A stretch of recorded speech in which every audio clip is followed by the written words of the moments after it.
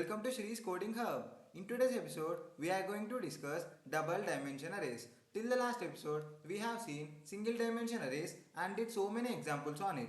If you have missed all the episodes are grouped into a playlist and that playlist link is provided in the description. Please go and check out. That playlist is like a secret key to open the door of learning coding infinite. So please go and check out. Now we are going to discuss double dimension arrays. Now without getting late, let's start the tutorial. Here, this is the declaration of double dimension arrays. Now what is this declaration? And we can scan the values into it, something like this: scan f percentile d comma address of x of 0 comma 0 of 0. We can scan the values something like this, and also percentile d comma address of x of 0 comma 1. Okay, it's fine scanning the values like this. Okay, 2d arrays dot c. Scanning the values like this, it's okay, but why to scan like this, and how the storage process is happening in this case, and why we use double dimension arrays instead single dimension arrays? Let's discuss in depth. So if you like the content, if you feel interesting, please do subscribe to our channel and like the video. It will be a great motivation if you do so. Now let me explain you in detail. Here I have given a picture. Here this 2 represents rows and this 2 represents columns. Now usually we know what are rows and what are columns. Okay, it's fine. Now how this allocation takes place means something like this. Now there are 2 rows. This is 0th row and this is 1st row, and this 0th column and this is 1st column. Okay guys, understand the concept. This is 0th row and this is 1st row, and this is 0th column and this is 1st column. Like that the allocation will be. Here this place is called, this place value is called x of 0 0, x of 0 0. Here in the code I wrote a scanf something like this: scanf percentile d comma address of x of 0 comma 0 of 0. Okay, now this scanned value goes into this place. This scanned value goes into this place. Why? Because this place represents x of 0 and 0. Now what is this place value? X of 0 comma 1. If I say instead x of 0 0, if I say x of 1, now this scanned value goes here. This scanned value goes here because this place value is x of 0 comma 1. Here this place, this is 1st row and this is 0th column. This is 1st row and this is 0th column. That's why this place is called x of 1 0, x of 1 0. And this place is called, here this place is located at 1st row and 1st column. That's why this place value is represented by x of 1 1, x of 1 1. Now okay, representation is okay, but how this allocation is uh, happening in our RAM, and how we can access it, and how this is storing, how the addresses concept is playing role, let's check in detail. Here when we say x of 2 2, x of 2 rows and 2 columns, here an object x will be created, an object x will be created with some address 6120, with some address 6120. Now how many rows we declared? 2 rows. How many rows we declared? 2 rows. Now here what happens? 2 rows, okay, itself. Now what x of, here x of 2 means x of 0 comma x of 1, x of 0 comma x of 1, and these two blocks are created with some name, with some name, sorry, with some address 7120 7122. Here the difference is 2 because the allocated value is in this topic we discussed at the time of starting tutorial of arrays. That episode is also included in the playlist. Please go and check out. Here this 7120 base address, this 7120 base address of rows, this 7120 base address of rows comes into this x block, comes into this x block. Here this x also has some address 6120. Now this x of 0th row How many columns we allocated for x of 0th row? 2 rows. X of 0th row we have allocated 2 rows. Now what happens here? 812 here, what is this 8120? Here two columns are allocated. Two columns are allocated because we said for each, here this means for each row there are two columns. For each column there are two rows. This is the meaning of this. Here two columns are created with some address 8120 8122. Now this base address comes into x of 0. This base address comes into x of 0. Now this position is called x of 0 comma 0. X of 0 comma 0 because this column is 0th column and this row is 0th row. That's why these two combination place is called x of 0 comma 0, which is created here. It is this process, this allocating process is not exact. For better understanding I am explaining in detail something like this in a pictured way. Here now this now in x of 0 we have base address of 0th column. Okay, it's fine. Now in this x of 1, now this in this second row, here for second row also two columns are created. For this second row also two columns are created and this column place is called x of 10. Why? Because here this base address is went to x of 1 and here this place is in the combination of first row and first column. First row, sorry, second row and second column, guys. Second row and first column. Here second row means once and first column means 0. That's why this position is called x of 10. Here this is the position. Now this second block is called x of 11. Why? Because this is the first column and this is the second row. Sorry, this is the second column and this is the second row. This is the second column and this is second row. That's why we said x of 11. X of 11. This is the reason. And where is this block in this picture? Here this is the block. Here this is the block. Now when I say x of 0 comma 1, it goes into here. X of 0 comma 1 is here. Now when I say x of 1 comma 1, where it is located? Here it is located here. This is the block x of 1 comma 1. I hope you guys understood the picture. This is the process of allocating double dimension array in our RAM. It is not exact, but something in this way it happens. Okay, now let's move into the coding part. Here what I do is, this is how we process it. Now scanf percentile d address of x of 1 of 0. Now again I say scanf percentile d address of x of 1 comma 1. Now how many values total we scan? 4 values. Now how many values we should, here we can store 2 into 2, 4. 2 rows and 2 columns, obviously 4 values we can store. Now for printing, same, printf percentile d x of 0 0. Now printf percentile d comma x of 0 1. Now printf percentile d comma x of z1 0.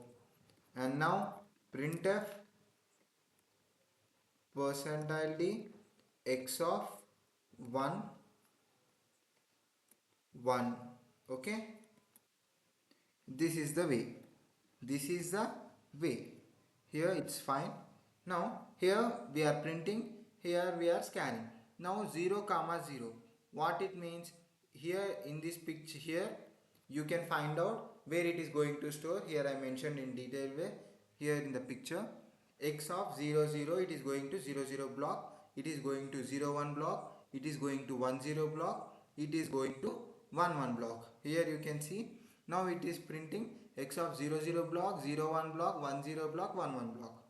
Here let's see the output. Here I'll give a printf message like this: printf enter array values. I provide a slash n. Okay, Now let's compile. Let's load. Here it is asking for values. I say 1 2 3 4. Okay, it's fine. We should give here we are here we scanned only 4 values. Now you can see 1 2 3 4 got printed successfully. 1 2 3 4 got printed successfully.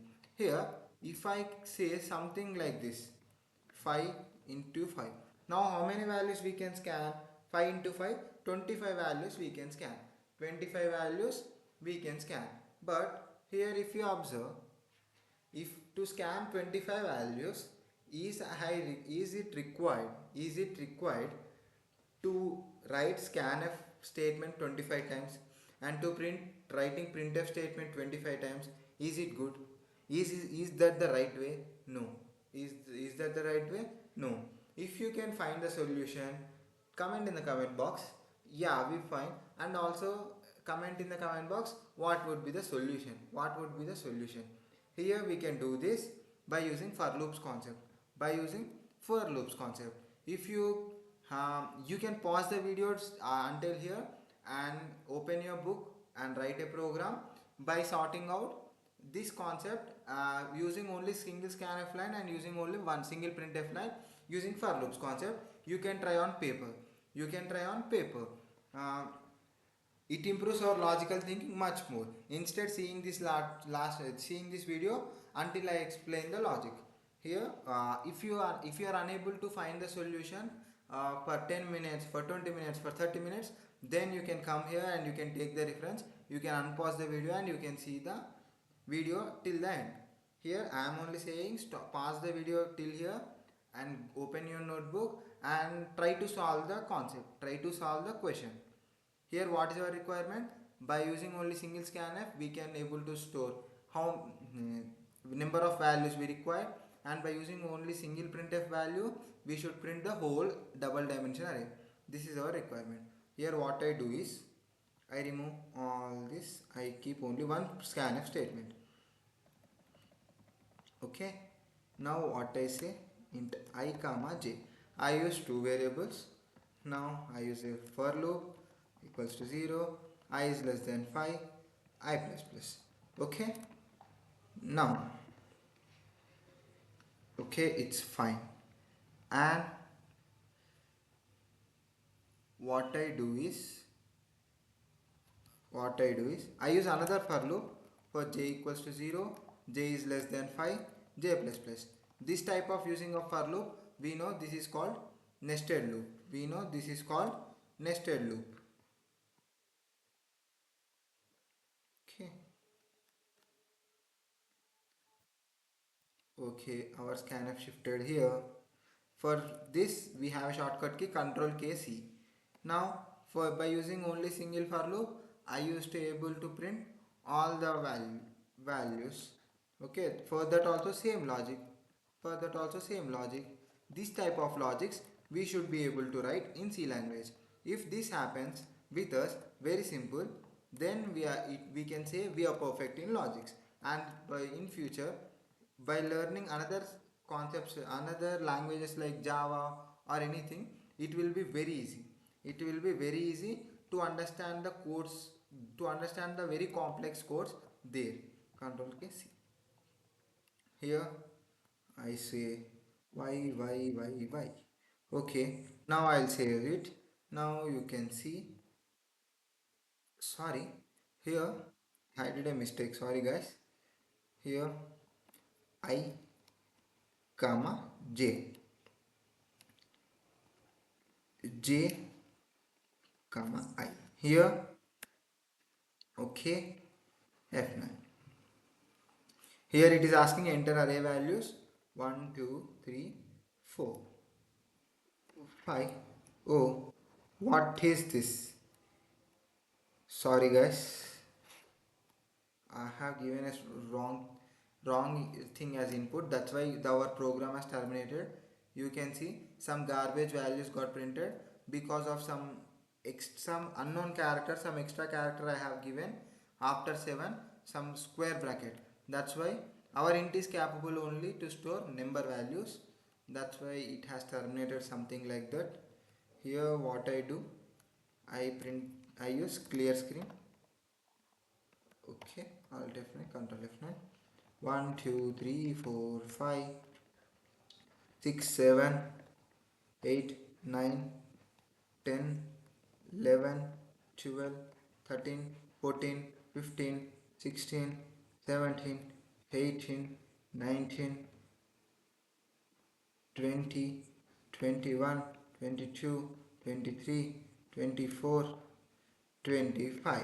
Okay, now are you ready to see the output? Here you can see 1 2 3 4 5 6 7 8 9 10 until 25 numbers it has printed by using only single scanf and single printf.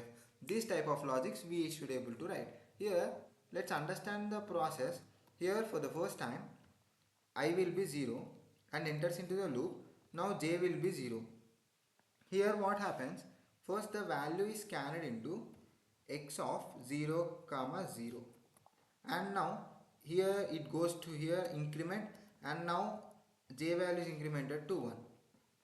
Now it goes into x of 0 comma 1 because I value is still 0, because this loop is getting repeated, this j loop is getting repeated.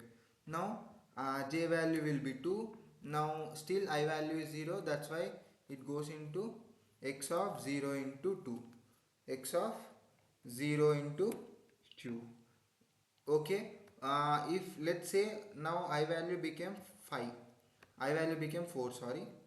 Oh, I value became I value became 4 now.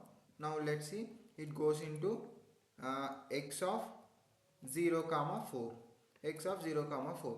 This would be the thing. Now for the now j value becomes 5, so our condition fails and comes out of the loop and goes here. Now here I value gets incremented, it becomes 1. Now here where it stores, here it store. Now again j value will be 0, j value will be 0. Now it stores in x of 0, sorry, x of 1 comma 0th block, because I value is 1 and j value is 0. Now this type of print scanning process is going on here, this type of scanning process is going on here. That's why we got our required output. That's it for today, guys. This is the introduction of double dimension arrays.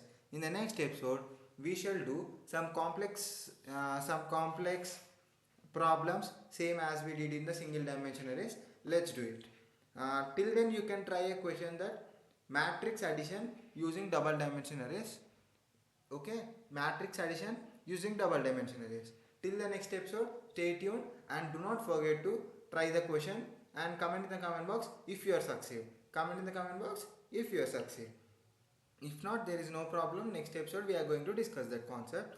And if you have missed the last episode, all the links are put into a playlist, and that playlist link is provided in the description. Please go and check out. For more informative videos like this, do subscribe and like the video. If you do so, it will be a great motivation to share more valuable content like this. Thank you.